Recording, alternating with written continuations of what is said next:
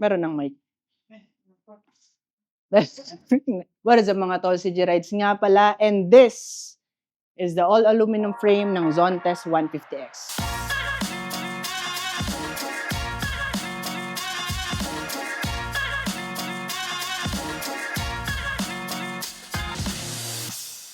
So this is the all-aluminum chassis ng Zontes 150X mga tol. This is a one-piece single cast aluminum frame, one of a kind sa 150cc category ng scooters mga tol. So it only weighs around 8.5 kilos. So kung makikita nyo, sobrang gaan mga tol. Dahil nga single piece cast lang siya, meaning wala na siyang welding na ginawa. So lahat na makikita nyo dito sa chassis, wala na kayong welding na makikita dahil isang molde lang yung ginamit dito. The structural setup nito mga tol, ang objective nito is to reduce yung overall weight ng scooter at the same time, nandun pa rin yung razor sharp handling at napakatibay nito. Hindi naman porket hindi na steel yung ginamit sa chassis, hindi na siya matibay. Sobrang tibay pa rin nito dahil si Zontes is gumawa ng napakadaming trials para dito. And sa mga nag-pre-order na ng Zontes 150X, good news sa inyo kasi available na ang Zontes 150X sa mga branches. May lalabas na namin yung mga motor na to